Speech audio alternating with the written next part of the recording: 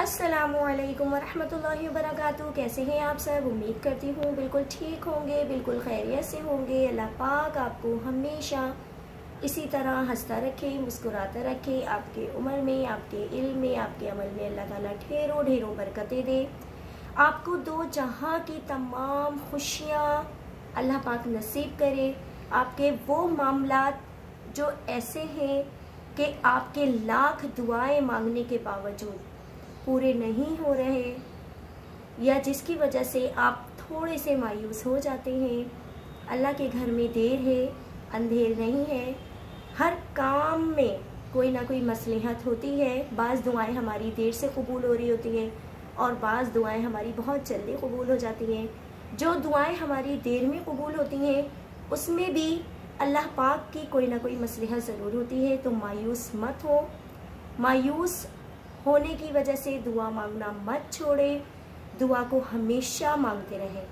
दुआ सबसे बड़ा हथियार है। चलते फिरते, उठते बैठते सिर्फ दुआ मांगते रहें। अल्लाह पाक कभी ना कभी आपकी दुआ ज़रूर कबूल करेगा।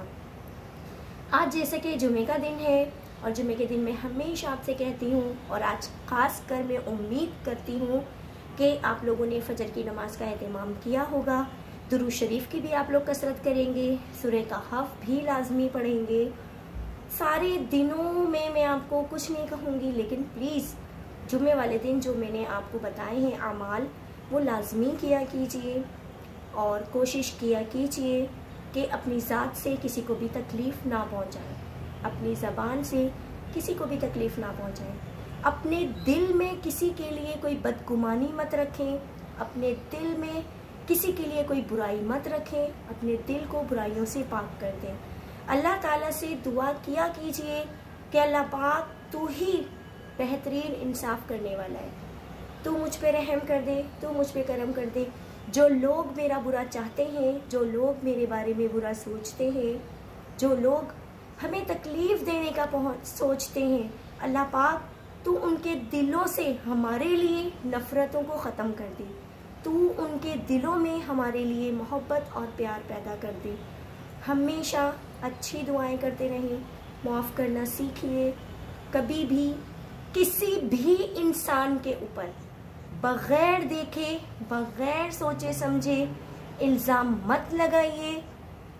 किसी ने आपसे आके कुछ कह दिया, आपने उसके कहने के ऊपर अपने अजीज़ों पर, अपने रिश्तेदारों पर, अपने उन लोगों पर जिनके साथ आपकी ज़िंदगी मुंसलिक है, आप इल्ज़ाम तराशियाँ कर दें, रिश्ते ख़त्म कर दें, नाते ख़त्म कर दें, इसकी अल्लाह के यहाँ बहुत सख्त पकड़ है। जब तक आप अपनी आँखों से ना देख ले, कभी किसी की बातों में मत आए, किसी की बातों की तरफ आप ध्यान मत दें। सबसे ज़्यादा साथ जीने वाला, साथ निभाने वाला रिश्ता जो है वो मियाँ बीवी का रिश्ता है। अल्लाह पाक ने वो मियाँ बीवी का रिश्ता ऐसा बनाया है जो सबसे ज़्यादा तवील, सबसे ज़्यादा रिश्ता लंबा होता है। अगर आप किसी की बातों में आकर एक दूसरे के दिल में, एक दूसरे के लिए अपने दिल में बदगुमानी रखेंगे तो ये रिश्ता वहीं ख़त्म हो जाता है। बदगुमानी बहुत बड़ा, बहुत सख्त गुनाह है।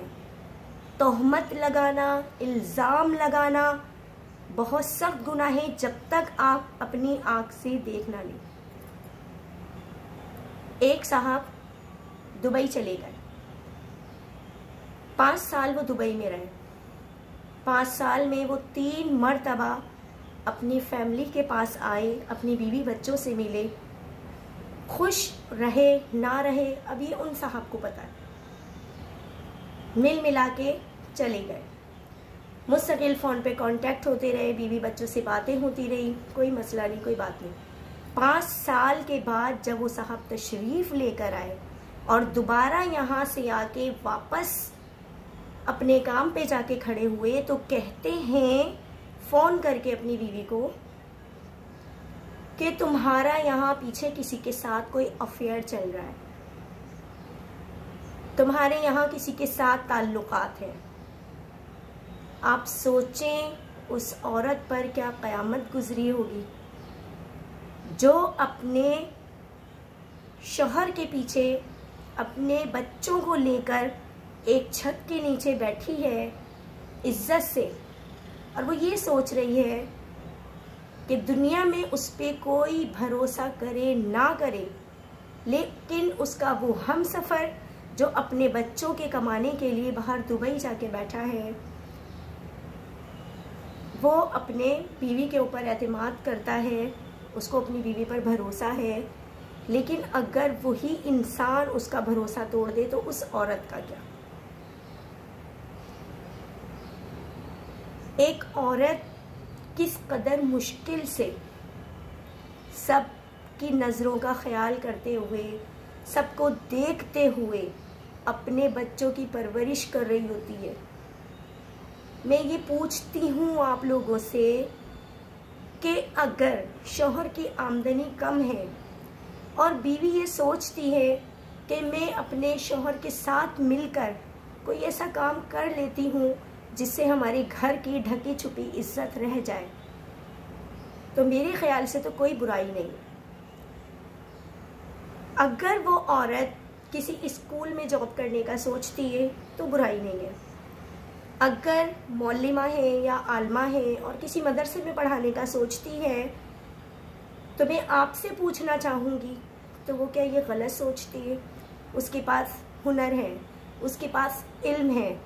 अगर वो ये सोचती है यार मेरा शौहर घर में है नहीं, मेरा शौहर बाहर है और महंगाई का इतना दौर है, इतना तूफ़ान आया हुआ है महंगाई का, ये हर सबको ही पता है, और मेरे शौहर जो वहाँ से इतनी मेहनत से कमा के मुझे भेजते हैं पैसे, उसमें हमारे घर का गुजारा नहीं होता।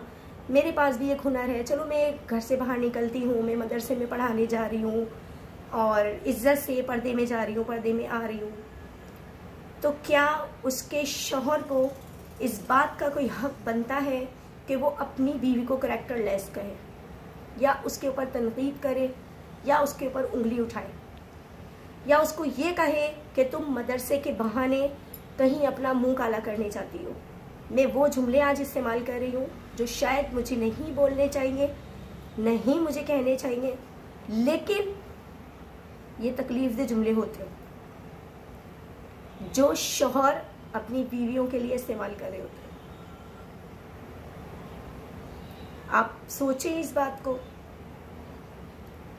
आपके शौहर को किसी शख्स ने फ़ोन करके कहा तुम्हारी बीवी का दूसरे आदमी के साथ चक्कर चल रहा है, वो तो दुबई में बैठा है ना आपका शौहर तो आपके साथ है नहीं, आपके घर में नहीं है।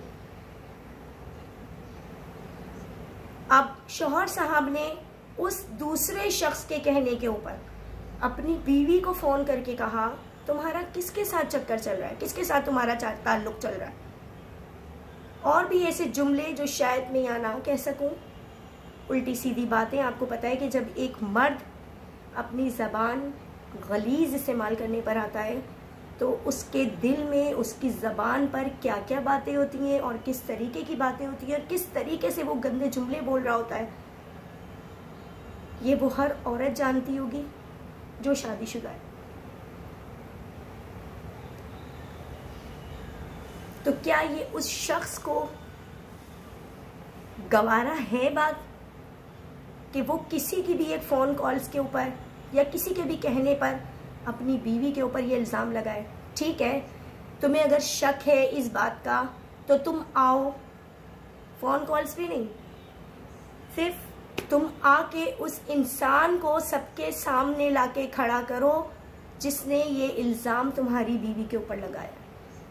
ये तोहमत है, ये बहतान है जो आप लोग दूसरों की बातों में आके अपने घर के मामलात में दखल अंदाजी करवा रहे होते हो और खुदा की नज़रों में खुद भी शर्मिंदा हो रहे होते हो।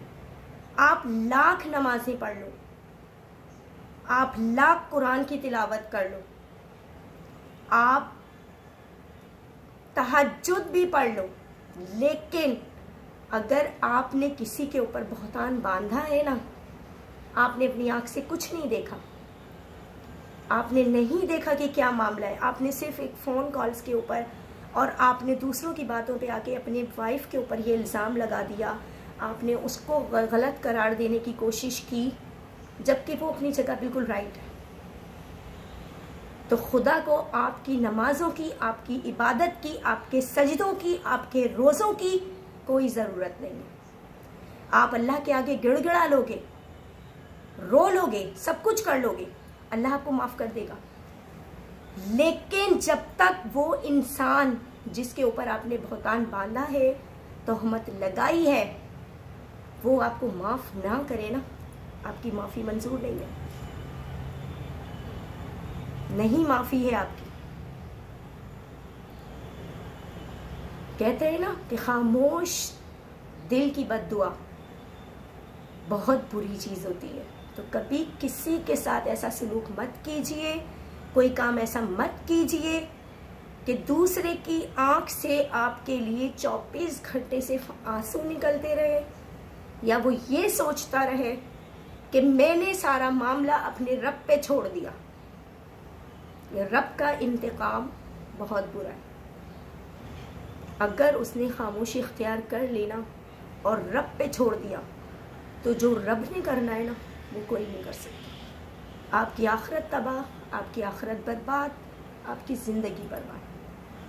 तो खुदारा इन चीज़ों को पहचाने।